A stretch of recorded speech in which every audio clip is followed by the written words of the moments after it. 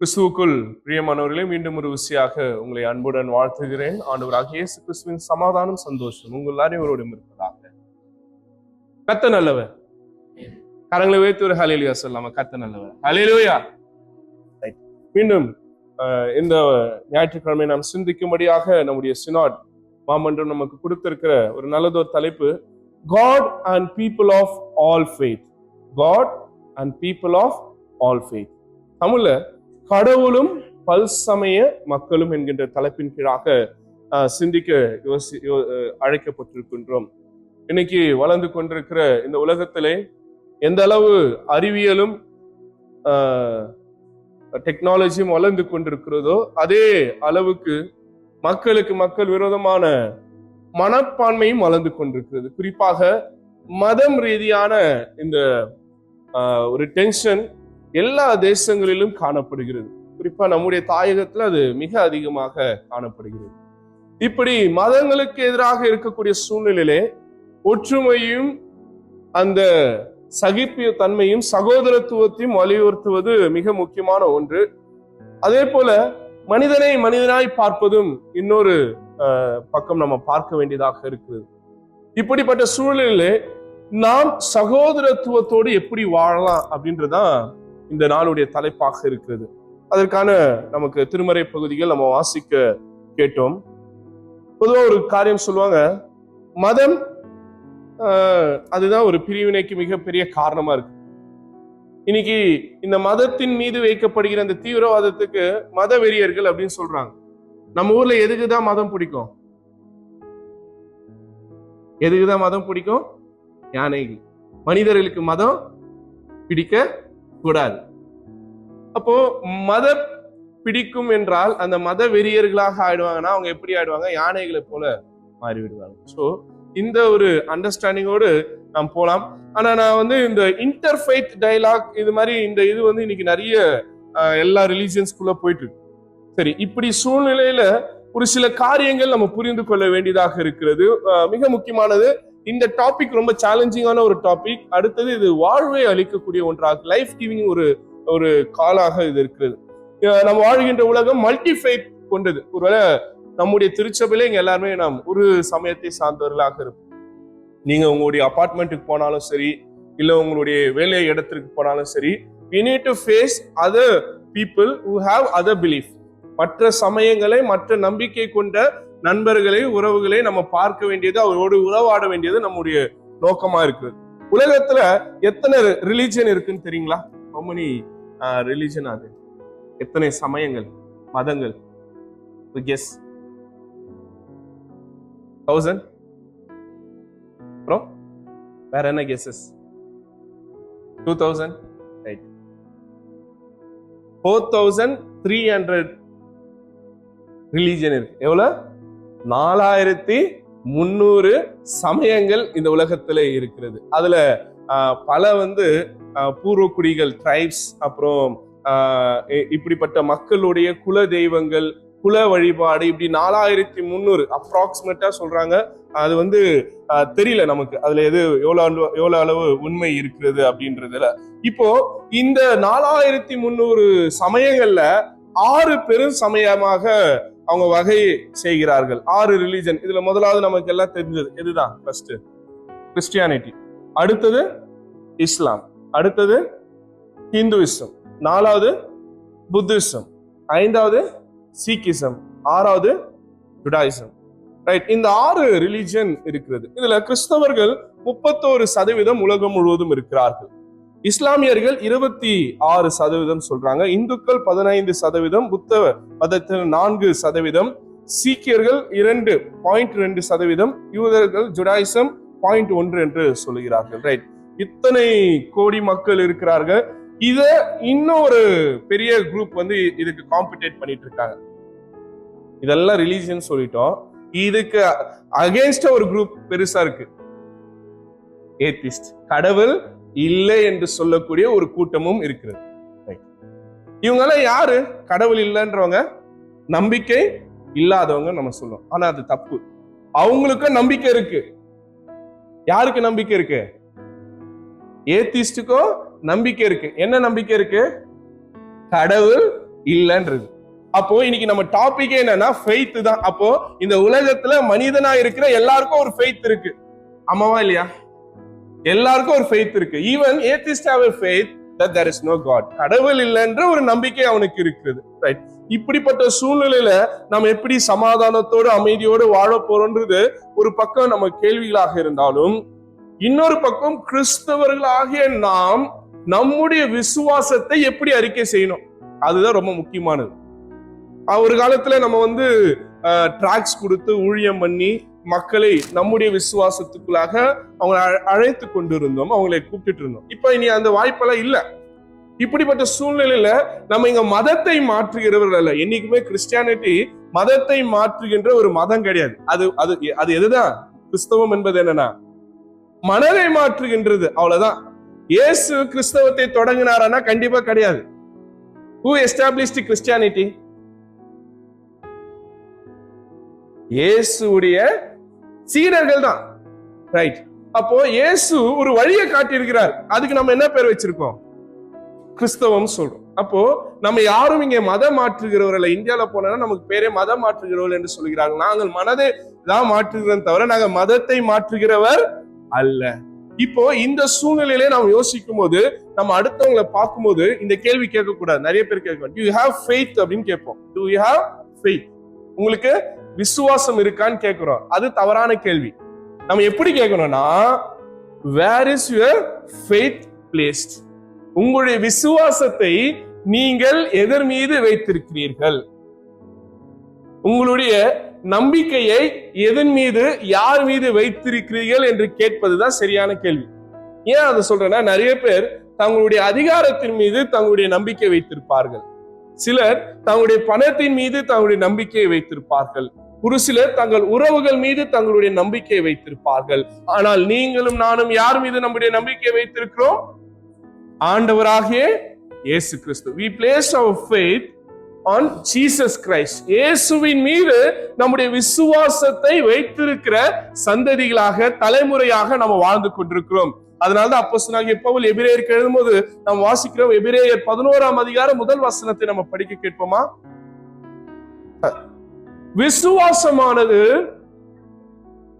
அழகா சொல்றாரு, விசுவாசமானது நம்பப்படுதலின் உறுதியும்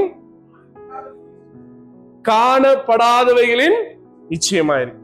ஐயா, நீங்க ஆக்சிஜன் தான் சுவாசிக்கிறீங்க அப்படின்னு சொன்னா நான் கேட்ப ப்ரூஃப் எங்க? ஆக்சிஜன் நான் பார்க்கலையே. நான் பார்த்தா நம்பலாம். நிறைய பேர் சொல்லுவாங்க, கடவுளை நான் பார்க்கல, நான் எப்படி நம்புறது? ஆக்சிஜன் கூட நம்மளால என்ன பண்ண முடியல, பார்க்க முடியல, ஆனா இருக்குல்ல. அது போலதான் ஒரு சில விஷயங்கள் நம்முடைய கண்களுக்கு தெரியல, ஆனால் அவை இல்லைன்னு அர்த்தம் இல்ல. கடவுள் இருக்கிறார், ஆண்டவர் இருக்கிறார். அதுதான் இந்த வசனத்துல நம்ம வாசிக்கிறோம். மறுபடியும் படிங்க. விசுவாசமானது நம்பப்படுகிறவர்களின் உறுதியும் காணப்படாதவைகளின் நிச்சயமா இருக்கு. அப்போ இதுதான் அப்போ இது ஒரு பிளைண்ட் பிலீஃப். ஆமா சார், அப்படிதான். நம்பிக்கை என்பது ஒண்ணு இல்ல, ஆனாலும் நம்பணும். பார்க்க முடியல, நம்பணும். அதுதான் என்னுடைய நம்பிக்கையின் அடித்தளமாக இருக்கிறது. நீங்க இன்னைக்கு அந்த எபிரேயர் 11ஆம் அதிகாரம் நீங்க போய் வீட்டுல வாசித்து பாருங்க. ரொம்ப அழகா அதை கட்டி எழுப்பி கொண்டு வந்தே இருப்பார். யார்கிட்ட இருந்து ஆரம்பிக்கிறாரு பாருங்க, ஆபேல் இடத்துல இருந்து ஆரம்பிக்கிறார். அப்படியே யார் யார் பத்தி எல்லாம் அங்க சொல்றாரு பாத்தீங்கன்னா, முதல்ல யார பத்தி சொல்றாரு? ஆபேல் பத்தி சொல்றாரு. அப்புறம் காயின், அப்புறம் ஏனோக்கு பத்தி சொல்றாரு, அப்புறம் நோவா, ஆபிரகாம், சாரா, ஈசாக்கு, யாக்கோபு, யோசேப்பு, மோசே, அப்படியே வந்தீங்கன்னா தீர்க்கதரிசிகள். கடைசியா எங்க அது நிக்கும்னா அப்போஸ்தலர் வரை நிக்கும். இன்னைக்கு என்ன கேட்டீங்கன்னா, இது எங்க நிக்கிறதுனா நம் வரையில நிக்கிறது. யார் இடத்துல ஆரம்பிச்சதுன்றாரு? ஆபேல் இடத்துல. ரைட். இப்போ இந்த விசுவாச பயணத்துல ஆபிரகாமுடைய விசுவாசம் ரொம்ப முக்கியமானது. 11ஆம் அதிகாரம் 11ஆம் வசனத்தை படிப்போமா? விசுவாசத்தினாலே சாராலும், ரொம்ப அழகான ஒரு ஃபெய்த் ஸ்டேட்மெண்ட், வாக்குதத்தம் பண்ணினவர் உண்மையுள்ளவர் என்று கற்பம் தரிக்க பலனடைந்து வயது சென்றவராயிருந்தும் பிள்ளை பெற்றார். எங்க மெடிக்கல் சொல்லுது இது நடக்காது. ஒரு வயசான ஒரு அம்மாவால குழந்தை பெற்றிருக்க முடியாது. அவங்களுடைய கற்பம் செத்து போயிடுச்சு. அவங்களால நடக்கவே நடக்காதுன்ற ஒரு இடத்துல ஆண்டவர் நடத்தி காட்டுகிறார் என்றால் அதற்கு அடிப்படை என்னவென்றால் விசுவாசம். ஆமென். அந்த வார்த்தை ரொம்ப முக்கியமானது. அது மறுபடியும் படிங்க. 11ஆம் அதிகாரம் 11ஆம் வசனம். விசுவாசத்தினாலே சாராலும் வாக்குதத்தம் பண்ணினவர் சாதாரணமானவர் அல்ல, அவர் உண்மை உள்ளவர். ஆமென். இங்க பக்கத்துல இருக்கிறவங்களை தொட்டு சொல்லுங்க, ஐயா வாக்குதத்தம் பண்ணவர் உண்மை உள்ளவருங்க, சோர்ந்து போகாதீங்க. ஜஸ்ட் பக்கத்துல உங்களை தட்டி சொல்லுங்க, வாக்குதத்தம் பண்ணினவர் உண்மையுள்ளவர். சாராளுக்கு கற்பம் செத்து போன பிறகு குழந்தை கொடுக்க வல்லவராய் இருப்பார் என்றால் உங்கள் வாழ்க்கையை மாற்ற அவரால் முடியும். முடியுன்ற ஒரு அலையில சொல்லுங்க, கர்த்தரால் முடியும். ஆமென். என் தேவனால் கூடும், என் தேவனால் எல்லாம் கூடும். ஆமென். நீங்கள் விசுவாசித்தீர்கள் என்றால் தேவனுடைய மகிமையை, பல நேரம் அந்த விசுவாச குறைச்சல் தான் நம்முடைய வாழ்க்கையில நாம் சோர்ந்து போவதற்கும் தோற்று போவதற்கும் ஏமாந்து போவதற்காக நம்ம விசுவாசமா ஜெபம் பண்ணுவோம். ஆனா அந்த விசுவாசம் ஜெபத்துக்கு அப்புறம் நிக்கிறதான்றதா மிகப்பெரிய கேள்வி. பல நேரங்கள்ல நானும் யோசித்து பார்க்கிறேன், நல்ல விசுவாசமானவன், ஆனா ஒரு சின்ன பிரச்சனை வந்தா உடைஞ்சு போயிடுவேன். அவ்வளவுதான், முடிஞ்சிருச்சு. பயம் வந்துடும், கண்ணீர் வந்துடும், வேதனை வந்துடும். ஐயோ யார்கிட்ட சொல்லலாம், இது எப்படி ஃபேஸ் பண்ணலாம், என்னால இது முடியாதுன்னு கலங்கி நிற்கக்கூடிய ஒரு சூழ்நிலை. அப்பதான் நம்முடைய விசுவாசத்தை ரீபில்ட் பண்ண வேண்டியதாக இருக்கிறது, மறு கட்டமைப்பு செய்ய வேண்டியதாக இருக்கிறது.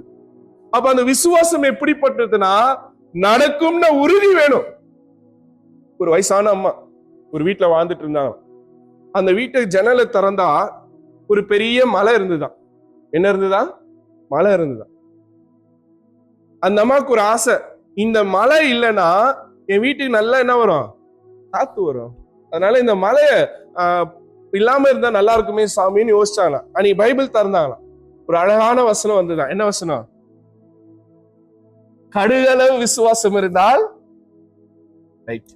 படிச்சோன்னு நம்மள மாதிரி ரொம்ப விசுவாசத்துல ஐயா சொல்லிட்டாரு நீ போய் விசுவாசத்துல ஜெபம் பண்ணலான்னு அப்படியே போயிட்டு அந்த அம்மா முட்டி போட்டு ஜெபம் பண்றாங்களா. என்னன்னு? சாமி நான் ஜெபம் பண்றேன், நான் காலைல நான் எழுந்து பார்க்கும் போது அங்க என்ன இருக்கக்கூடாது, அந்த மவுண்டன் இருக்கக்கூடாது. நல்லா உற்சாகமாக விசுவாசத்தோடு ஜெபம் பண்ணிட்டு படுத்து தூக்கிட்டாங்க.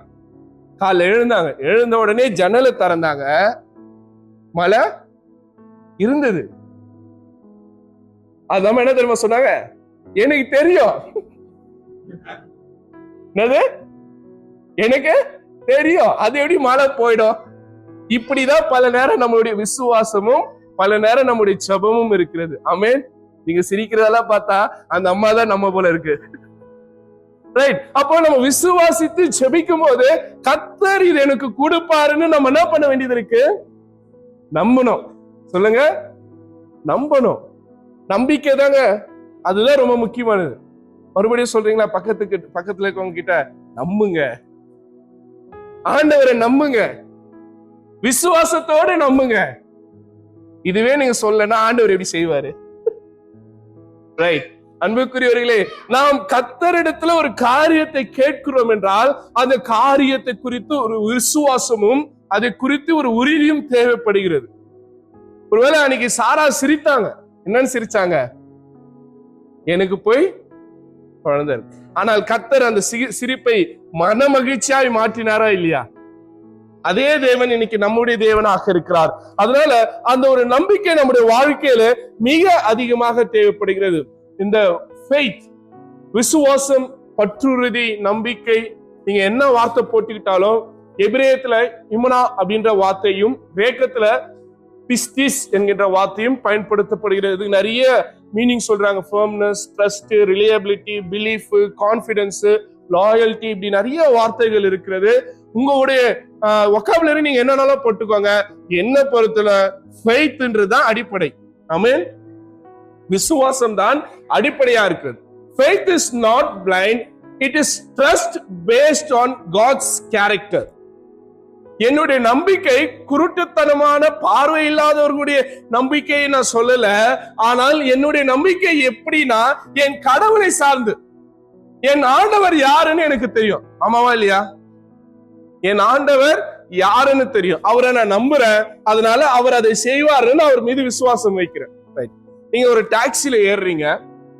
ஒவ்வொரு முறையும் டாக்ஸி ஏறும்போது அந்த டாக்ஸி டிரைவர் கிட்ட அவனுடைய டிரைவிங் லைசன்ஸ் வாங்கி பாக்குறோமா? இல்லல்ல. ஒவ்வொரு முறையும் பிளைட்டுக்கு போறோம் இந்தியாவுக்கு, அந்த பைலட் அவருடைய லைசன்ஸ் கொடுங்கன்னு கேட்டு பாக்குறோமா? இல்ல. ஆனா எப்படி நம்ம பயணம் செய்றோம்? நம்பிக்கை இருக்குல்ல. ஒரு காரையோ ஒரு பிளேனையோ ஓட்டுற ஒரு நபர் மீது இவ்வளவு நம்பிக்கை வைத்திருக்கிற நீங்களும் நானும் நம்மை படைத்து கருவில இருந்து இம்மட்டும் பாதுகாத்து வழிநடத்தி நம்முடைய தேவைகளை சந்தித்து போஷித்து குறைவுகளை நிறைவாய் மாற்றி நம்மை சுமந்து வருகிற ஆண்டவரையே நம்ப மாட்டுகிறோம்.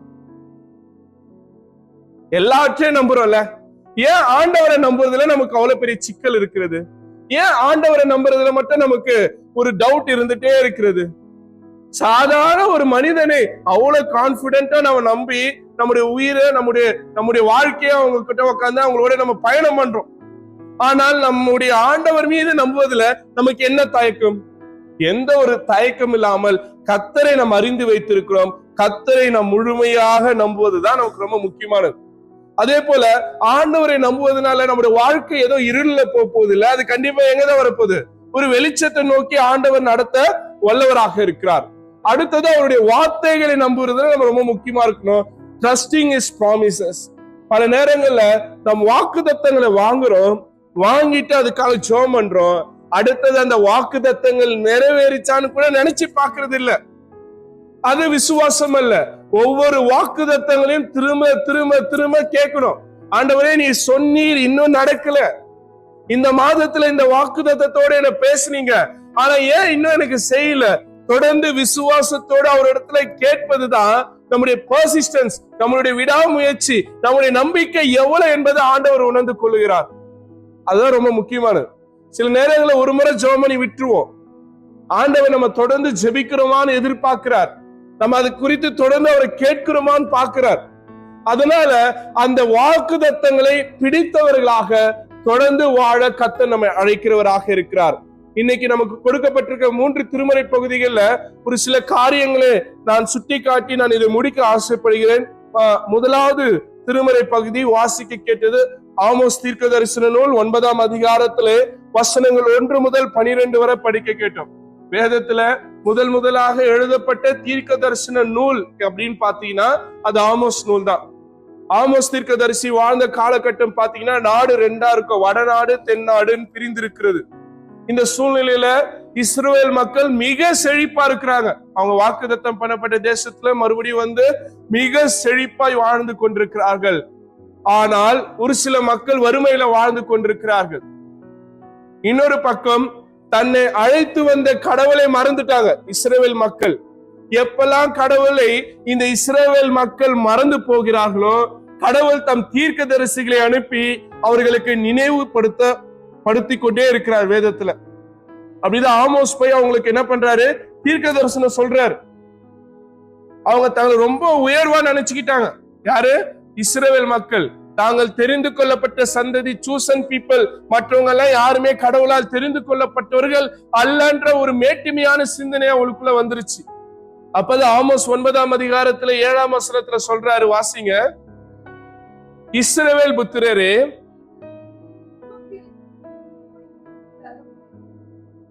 கர்த்தர் என்ன சொல்றாரு? நீங்க யார போல இருக்கீங்க?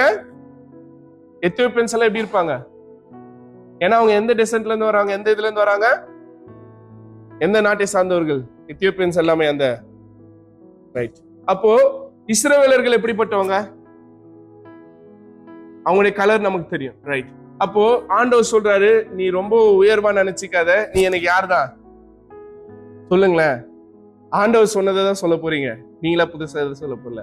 அந்த வசனத்தை வாசிக்க 9:7. இஸ்ரவேல் புத்திரரே, நீங்களும் எனக்கு யார போலதான் இருக்கிறீங்க? எத்தியோப்பியர் புத்திரர்கள் போலதான் இருக்கிறீங்க. அவங்களும் எனக்கு புத்திரர்கள் தான், நீங்களும் எனக்கு புத்திரர்கள் தான். அடுத்தது வாசிங்க. நான் உங்களை மட்டும்தான் மீட்டு கொண்டு வந்தேன்னு நினைக்காதீங்க. நான் இஸ்ரவேலை எங்க இருந்து கூட்டு வந்தேன்? எகிப்துல இருந்து கூட்டு வந்தேன், ஆனா அதே போல நான் மற்ற ஜனத்தையும் கூட்டு வந்திருக்கிறேன்றாரு. வாசிங்க. பெலிஸ்தியரை கத்தோரிலிருந்தும் சீரியரை கீரிலிருந்தும் கொண்டு வரவில்லையோ. அப்போ இந்த எக்ஸடஸ் பயணம் வெறும் இஸ்ரவேலுக்கு மட்டும் தான் நடந்தது நம்ம நினைக்கிறோம். கிடையாது. வேதத்துல அதுதான் ரிஜிஸ்டர் ஆயிருக்கிறது. ஆனால் இங்கே ஆமோஸ்ல சொல்லும்போது சொல்றாரு, மற்ற 2 நாடுகளையும் நான் என்ன பண்ணிருக்கிறேன், அழைத்து வந்திருக்கிறேன். அதனால இந்த உலகத்துல இருக்கிற எல்லா மக்களும் யாருடைய மக்கள் தான்? என்னுடைய மக்கள் தான். இப்ப நான் சொன்னல, இந்த 4300 சமயங்கள் இருக்கிறது, இத்தனை கோடி மக்கள் இருக்கிறாங்க. அத்தனை கோடி மக்களும் அத்தனை கோடி சமய மக்களும் இருந்தாலும் அவர்களுக்கு யார் தான் கடவுள்? நம்முடைய தேவனாகிய ஆண்டவர் தான். அது ஒருபோது நம்ம மறந்துடவே கூடாது. அவங்க எத்தனை கடவுள் அவங்க வச்சுக்கிட்டாலும் அவர்களை படைத்து பாதுகாத்து வழிநடத்துகிறவர் நமது ஆண்டவர். ஆமென். அதுதான் சொல்றாரு, அவர்களும் என்னுடைய பிள்ளைகள். அவங்க என்னை அறிந்து கொள்ளாமல் இருக்கலாம், என்னை நோக்கி கூப்பிடாமல் இருக்கலாம், என்னை தெரியாம இருக்கலாம். பவுல் கூட ஒரு இடத்துல பாக்குறோம், ஒரு கூட்டம் என்ன பண்றாங்க, அறியப்படாத தேவனுக்குன்னு சொல்லி என்ன பண்றாங்க, ஆராதனை செய்யறாங்க. அப்ப அவர் சொல்றாரு, நீங்க அறியப்படாத தேவனுக்குன்னு செய்றீங்க, நாங்க அந்த தேவன் என்ன பண்ணிருக்கிறோம், அறிஞ்சு வச்சிருக்கிறோம்.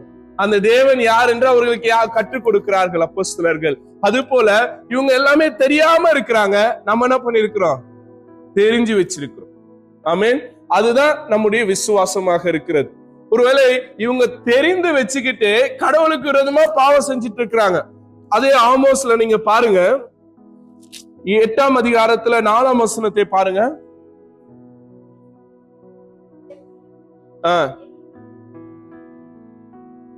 5ஆம் வசனத்தை வாசிங்க.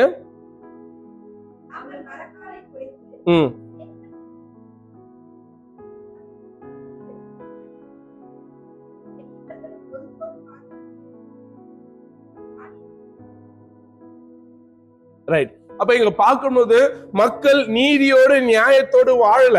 அப்போ இவருடைய அந்த தீமையான வாழ்க்கையை இங்க ஆமோஸ் தீர்க்கதரிசி விளக்குறார். எப்படி வலியர்களை ஒரு செருப்புக்காக வாங்கிக்கிறாங்க.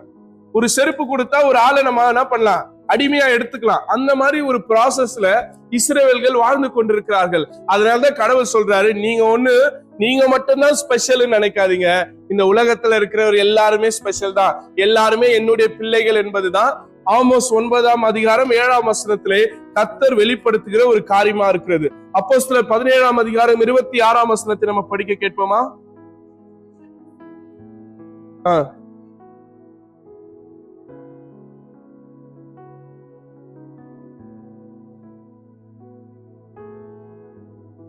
ரைட். அப்போ எந்தெந்த மக்கள் எங்கெங்க வாழணும், இந்த பவுண்டரி எல்லாம் போட்டு வச்சது யாரு? நமது ஆண்டவர் தான். மறுபடியும் அந்த வசனத்தை வாசிங்க, ரொம்ப அழகா சொல்றாரு. சகல ஜனங்களையும், மக்களை எப்படி தோன்றிருக்காரா? ஒரே ரத்தம் தான். இன்னைக்கு வர நம்ம பிளட் குரூப் பிரிச்சு வச்சிருக்கலாம், ஆனா நம்முடைய விசுவாசத்தின்படி கர்த்தர் ஒரே ரத்தத்துல தானே பண்ணிருக்கிறாரு, உருவாக்கி இருக்கிறார். எல்லா ஜனத்தையும் ஒரே ரத்தத்தாலே உருவாக்கி பூமியின் மீதெங்கும் குடியிருக்க செய்து முன் தீர்மானிக்கப்பட்ட காலங்களையும் குறித்திருக்கிறார். அப்ப யாரு எங்க வாழணும், யார் எந்த தேசத்தார், யார் எந்த தேசத்துல வாழ வேண்டும் என்று கர்த்தர் முன்னதாகவே தீர்மானித்திருக்கிறார் என்று நாம் அப்போஸ்தலர்ல இப்ப படிக்க கேட்டோம். அப்போ கடவுள் நம்ம இப்படிதான் நடத்தணும்னு ஒரு திட்டத்தை வைத்திருக்கிறார். இந்த திட்டத்திற்கு நாம் இடம் கொடுக்க வேண்டியதாக இருக்கிறது. ரைட். அடுத்ததாக நாம் கடந்து செல்லலாம், கிறிஸ்டியன் அண்டர்ஸ்டாண்டிங் ஆஃப் ஃபெய்த். அதாவது கிறிஸ்தவம் என்பது மதத்தை மாற்றுகிறது அல்ல, மனதை மாற்றுகிறது என்று நான் ஆரம்பத்துல சொன்னேன். அதுதான் இன்னைக்கு நம்ம வாசித்த பகுதியும் நமக்கு கற்றுக் கொடுக்கிறது. ரோமர் 2ஆம் அதிகாரம் 28ஆம் வசனத்திலிருந்து 29ஆம் வசனம் வரை நம்ம படிக்க கேட்போமா? ரோமர் 2ஆம் அதிகாரம் 28லிருந்து 29 வரை.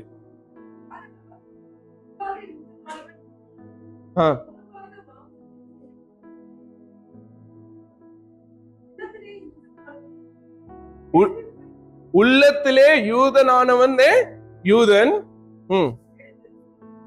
எழுத்தின்படி உண்டாகாமல்.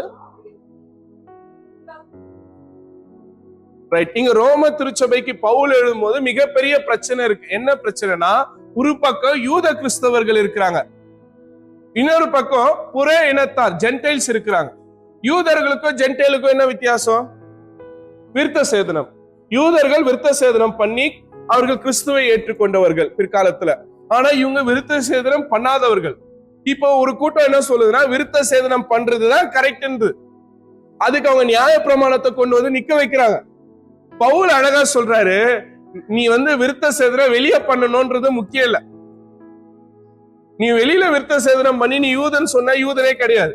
விருத்த சேதனம் எங்க பண்ணிருக்கணும்? இருதயத்துல பண்ணிருக்கணும். இந்த விருத்த சேதன்ற கான்செப்ட் என்னன்னா பாவத்தை அறுத்து எடுக்கிறது தான். அப்ப பாவத்தை உடல்ல வெளியில இருந்து அறுத்து எடுக்கிறது போதாது, எதுக்குள்ள இருந்து அறுத்து எடுக்கணும்? நீ ஜென்டைலா இருக்கலாம், நீ யூதனா இருக்கலாம், யூதன் அல்லாதவனா இருக்கலாம், அது பிரச்சனை இல்ல.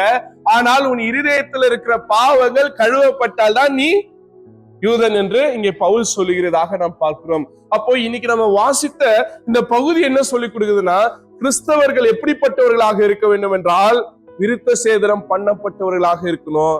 சரீர ரீதியாக அல்ல, உள் மனது ரீதியாக. என் மனசு தூய்மையா இருக்கணும், சுத்தமா இருக்கணும், பரிசுத்தமா இருக்கணும். faith is relational அப்படின்னு சொல்றோம். அப்படின்னா என்னன்னா, இயேசுவை சொந்த ரட்சகராக ஏத்திருக்கணும். அப்படி ஏத்துட்டேன்னா நான் யார் ஆயிடுறேன்? கடவுளுடைய பிள்ளை ஆயிடுறேன், இயேசுடைய அந்த பங்காளி ஆயிடுறேன் நான். அப்போ என்னுடைய அந்த நம்பிக்கை எப்படிப்பட்டது என்றால் இயேசுவை ரட்சகராக ஏற்றுக்கொள்வது. அடுத்தது மற்றவர்களை கிறிஸ்துவிடத்தில் இழுத்துக் கொள்வது. அப்போ நான் அடுத்தவங்க கிறிஸ்துவுக்குள்ள வருவதற்கு யாரா இருக்கக்கூடாது? தடையாக இருக்கக்கூடாது. மற்றவர்களை கிறிஸ்துவுக்குள்ள இழுத்துக் கொள்ளக்கூடிய ஒரு பொருளாக இல்ல ஒரு அதுக்கான ஒரு மீடியமாக நான் இருக்க வேண்டியதாக இருக்கிறது. அதுதான் இந்த கிறிஸ்தவ, அதாவது understanding of faith, Christian understanding of ஃபெய்த்ன்றது இதுதான். அது யோவான் 10ஆம் அதிகாரம் 14ஆம் வசனத்திலிருந்து 16ஆம் வசனம் வரை இயேசு ரொம்ப திட்டமாக சொல்லியிருக்கிறார். மறுபடியும் நம்ம அதை வாசிக்க கேட்போமா? யோவான் 10ஆம் அதிகாரம் 14ல இருந்து 16. நானே நல்ல மெய்ப்பன், பிதா என்னை அறிந்திருக்கிறது போலவும் நான் பிதாவை அறிந்திருக்கிறது போலவும் நான் என்னுடையவைகளை அறிந்தும் என்னுடையவைகளால் அறியப்பட்டிருக்கிறேன். ஆடுகளுக்காக என் ஜீவனை கொடுக்கின்றேன். இந்த தொழுவத்தில் உள்ளவைகள் அல்லாமல் வேற ஆடுகள் எனக்கு உண்டு. அப்போ இன்னைக்கு திருச்சபையை நாம் புரிந்து கொள்ள வேண்டிய மிக முக்கியமான ஒரு காரியம் என்னவென்றால், இந்த கூட்டம் பத்தாது. ஆமென். இந்த கூட்டம் பத்தாது.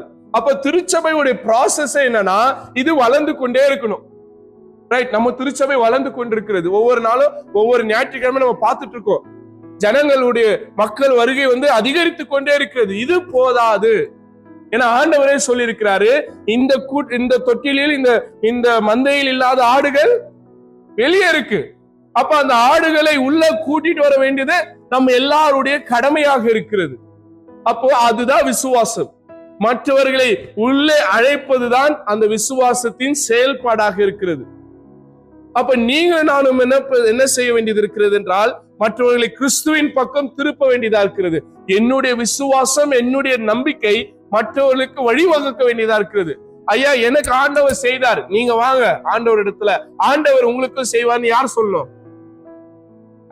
நம்ம தான் சொல்லணுங்க. வாயே திறக்கலன்னா எப்படி? சர்ச்சிலே வாய் திறக்க மாட்டேங்கிறீங்க, நீங்க போய் எங்க வெளியில வாயை திறக்க போறீங்க? சபையில பேசுங்க, திருச்சபையில பேசுங்க, உங்க அலுவலகங்கள்ல பேசுங்க, உங்க அபார்ட்மெண்ட்ஸ்ல இருக்க நண்பர் இடத்துல பேசுங்க, உங்க உறவுகள் கிட்ட பேசுங்க. ஆண்டவர் எனக்கு இதை செய்தாருங்க, நான் விசுவாசத்துல இது பெற்றுக்கொண்டங்க, கர்த்தர் உங்களுக்கும் செய்வார். அதுதான் விசுவாசத்தின் ஆழமாக இருக்கிறது. அப்ப ஆண்டவர் இன்னைக்கு அந்த அழைப்பை நம்ம இடத்துல கொடுத்திருக்கிறார். மற்ற மக்களை, இந்த தொழுவத்தில் சேராத ஆடுகள், அந்த வசனத்தை மறுபடியும் வாசிங்கம்மா. இந்த தொழுவத்தில் உள்ளவைகள் அல்லாமல் வேற ஆடுகள் எனக்கு உண்டு, அவைகளையும் நான் கொண்டு வர வேண்டும். அவைகள் என் சத்தத்துக்கு செவி கொடுக்கும். எவைகள்? தொழுவத்தில் இல்லாதவைகள் யாருக்கு செவி கொடுக்குதா? ஆண்டவர். இங்க பிரச்சனை நான் ஏற்கனவே சொன்னதான், தொழுவத்தில் உள்ளவைகள் தான் செவி கொடுக்க மாட்டேங்குது. தொழுவத்துக்கு வெளியில இருக்குது செவி கொடுக்கிறது. ஆண்டவர் சொல்றாரு, அப்ப இந்த தொழுவத்தில் இருக்கிற நீங்களும் நானும் தொழுவத்தில் இல்லாதவர்களுக்கு கர்த்தருடைய சத்தத்தை காட்டி அவர்களை தொழுவத்துக்குள்ளாக கொண்டு வர வேண்டியது. என்னங்க இது ஹிடன் அஜெண்டாவா இருக்குது, நீங்க மதம் மாற்ற மாட்டேன்னு சொல்றீங்களே, ஆனா நீங்க சொல்றது பார்த்தா அப்படிதான் இருக்கு. இப்போ நான் சொல்றேன், நான் மதம் மாற்ற இல்ல, வந்து பாருங்கள், அவ்வளவுதான். என்னது சொல்லுங்க, வந்து பாருங்கள். யார் சொன்னா? இயேசு சொன்னார். தன் சீடர்கள் வந்து கேட்டாங்க, யோவானுடைய சீடர்கள், ஆண்டவரே நீர் எங்கே தங்கி இருக்கிறீர்? ஆண்டவர் என்ன சொன்னாரு? வந்து பாருங்கள் அப்படின்னாரு. வந்தவங்க போவே இல்லை, என்ன பண்ணிட்டாங்க? அங்கே தங்கிட்டாங்க, அவ்வளவுதான். அப்ப இன்னைக்கு திருச்சபை செய்ய வேண்டியது என்னவென்றால், ஒரு குடும்பம், ஒரு உறவு, ஒரு நண்பர், ஒரு கொலீகு பிரச்சனையில இருக்கிறார். சார் வந்து பாருங்க. என்னது வந்து பாருங்க? யார் எடுத்தது சொல்லுங்களேன். தூங்கிட்டு இருக்கீங்கன்னு நினைக்கிறேன். யார் இடத்தில் வந்து பாருங்க? இயேசுவிடத்தில் வந்து பாருங்க. ஒரு கடைக்கு பேர் வச்சிருக்கா, வந்தா வந்தா வெட்டுவோம். எது? வந்தா வெட்டுவோம். எத? முடிய. இன்னைக்கு நம்ம சொல்ற வந்து பாருங்க. என்னது? வந்து பாருங்க, இயேசுவிடத்தில் வாருங்கள், கர்த்தர் நல்லவர் என்பதை ருசித்து பாருங்க. அவங்க ருசிக்கிறதுக்கு, ஆண்டவரை சுவைத்து பார்க்கிறது உங்களுக்கு ஒரு வாய்ப்பை கொடுங்க. அப்ப என்னுடைய விசுவாசம், என்னுடைய ஃபெய்த், என்னுடைய நம்பிக்கை மற்றவர்களை கர்த்தரிடத்தில் அழைக்கும் வகையிலே அது அமைய வேண்டியதாக இருக்கிறது. அதுதான் ஆண்டவர் நம்ம இடத்துல எதிர்பார்க்கிறதாக இருக்கிறது. யோவான் 14 அதிகாரம் 6 வசனத்தை மறுபடியும் வாசிப்போமா? யோவான் 14:6. அதற்கு இயேசு, நானே வழியும் சத்தியமும் ஜீவனுமாயிருக்க. அப்ப ஆண்டவர் யாரு? ஆண்டவர் யாரு? வழி.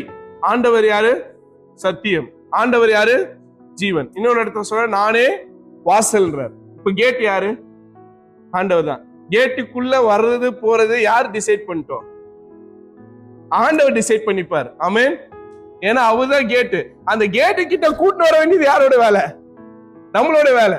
அவன் கேட்டுக்குள்ள வந்துட்டானா அவன் உள்ள இருக்கணுமா இல்ல கேட்டு விட்டு வெளியே போனோமான்றது ஆண்டவர் பார்த்துப்பார். அவனை கேட்டு கிட்ட கூட்டு வந்து வாசல் அருகிலே கூட்டு வர வேண்டியது, வழியை காமிக்க வேண்டியது, ஜீவனை காட்ட வேண்டியது யாரோட வேலை?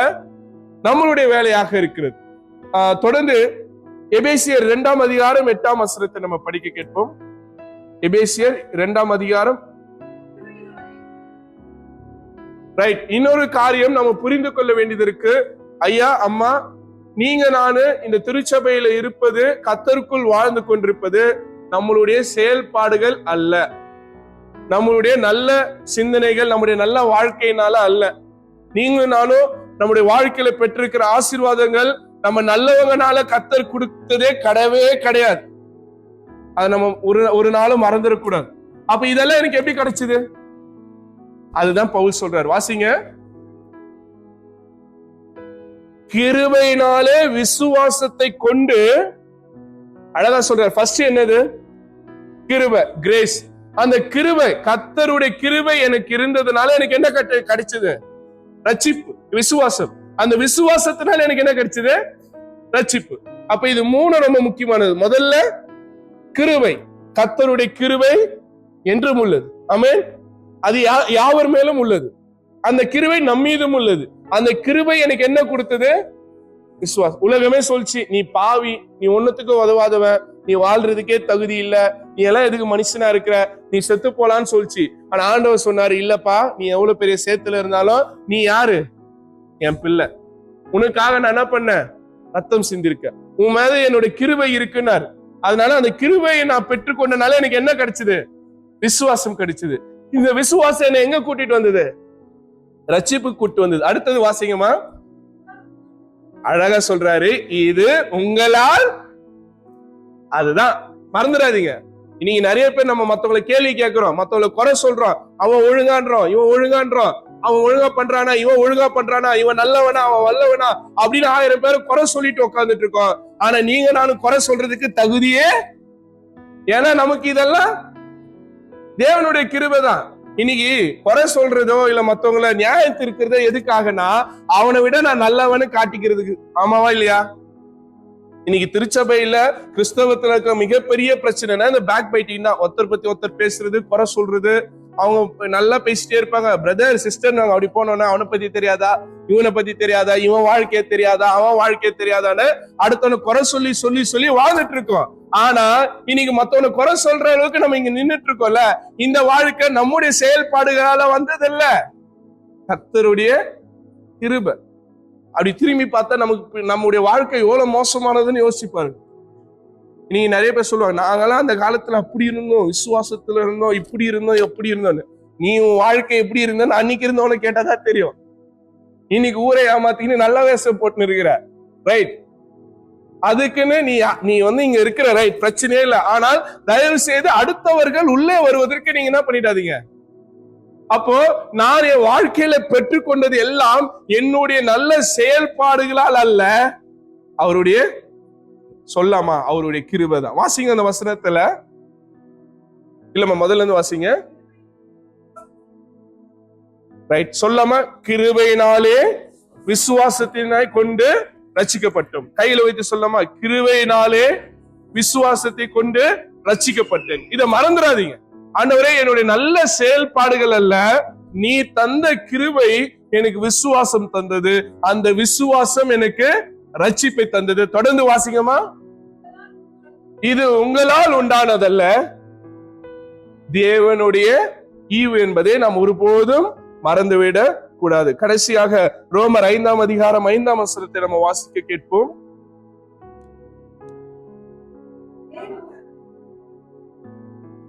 மேலும் நமக்கு அருளப்பட்ட பரிசுத்த ஆவியினாலே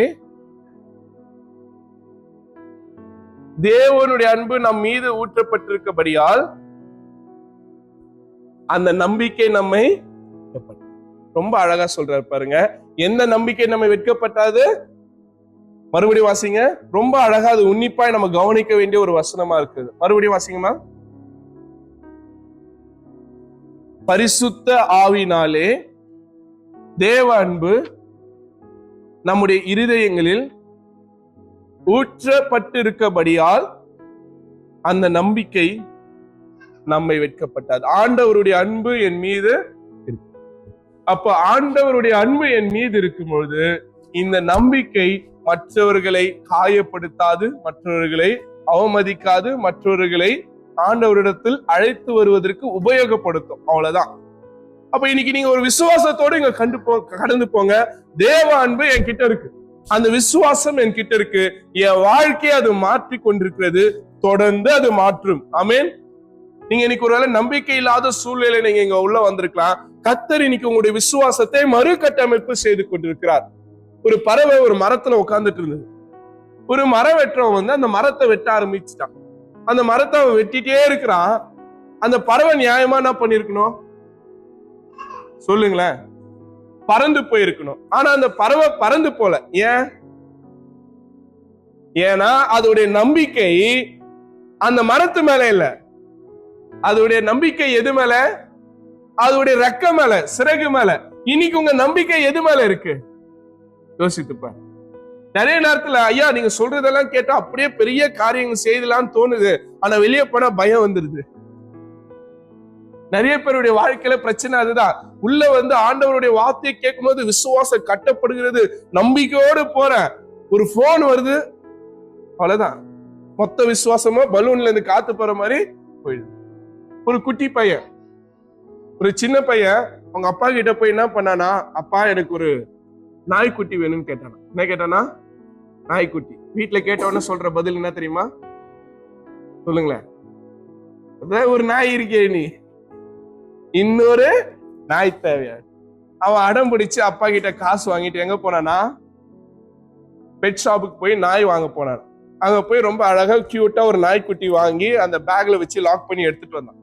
வர வழியில ஒரு ஃபுட்பால் மேட்ச், அதை பார்த்துட்டு இருக்கும் போது ஒரு குரூப் ஆஃப் பசங்க என்ன பண்ணாங்கன்னா, அவனுடைய கான்சன்ட்ரேஷன் மேட்ச்ல இருக்கும்போது அந்த பேகை ஓபன் பண்ணி அதுல இருக்கிற நாய்க்குட்டியை எடுத்து வெளியே வச்சுட்டு உள்ள ஒரு பன்னிக்குட்டியை தூக்கி வச்சுட்டாங்க, லாக் பண்ணிட்டான்.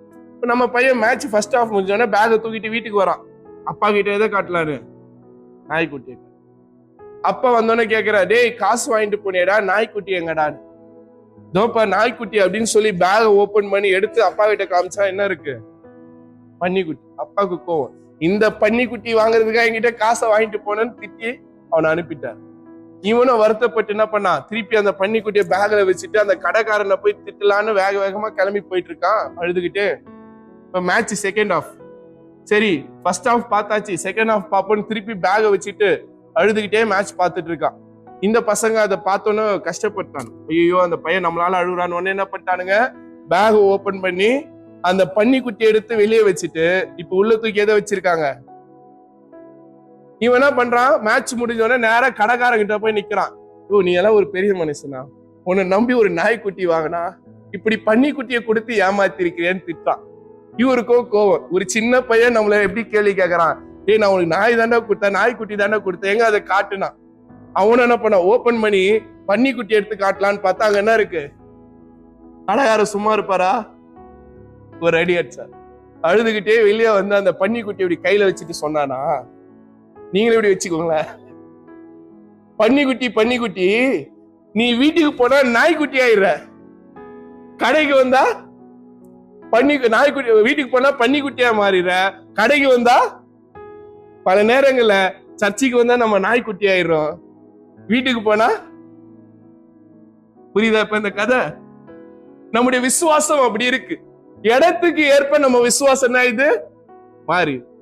நாய்க்குட்டி எப்பவுமே என்னவதான் இருக்கணும், ரைட்? அதனால கர்த்தர் மீது நம்பிக்கை கொண்டு ஜனமா இருக்கிற நாம், அந்த நம்பிக்கை ஒருபோதும் நம்ம என்ன பண்ணாது. மறுபடியும் படிக்கலாமா? அந்த வசனத்தை படிச்சு நிறைவு செய்வோம். பரிசுத்த ஆவினாலே தேவ அன்பு நம்முடைய இருதயத்தில் ஊற்றப்பட்டிருக்கபடியால் அந்த நம்பிக்கை நம்மை வெட்கப்படுத்தாது. அதனால நீங்களும் நானும் நம்பிக்கை கொண்டிருக்கிற அந்த விசுவாசம், அந்த நம்பிக்கை ஒருபோதும் நம்மை வெட்கப்பட்டாது. அந்த ஒரு நம்பிக்கையோடு நாம் கடந்து செல்வோம். நம்முடைய விசுவாசம் மற்ற மக்களையும் கர்த்தருடைய பக்கம் திருப்புவதாக. கர்த்தர் தாமே இந்த வார்த்தைகளை ஆசீர்வதிப்பார். நம் கண்களை மூடி ஆண்டவரை நோக்கி ஜெபம் செய்வோம். மகா இரக்கமும் கிருபையும் நிறைந்த நல்ல கடவுளே, இந்த பரிசுத்தமான மாலை வேளைக்காக நன்றி செலுத்துகின்றோம். எங்களுடைய விசுவாசத்தை கட்டமைக்கவும் ஆண்டவரே, மற்ற மக்களோடு நாங்கள் வாழும்போது இந்த விசுவாச வாழ்க்கையை நாங்கள் எப்படி வாழ வேண்டும் என்று நீர் எங்களுக்கு கற்றுக் கொடுத்திருக்கிறீர். ஆண்டவரே, எங்களுடைய விசுவாசம், எங்களுடைய நம்பிக்கை மற்றவர்களையும் பக்கம் திருப்ப எங்களுக்கு கிருபை தாரும். திவ்ய கரங்களை தாழ்த்தி ஒப்புக்கொடுக்கிறோம். இயேசுவின் நாமத்தில் ஜெபிக்கிறோம் எங்க நல்ல கடவுளே.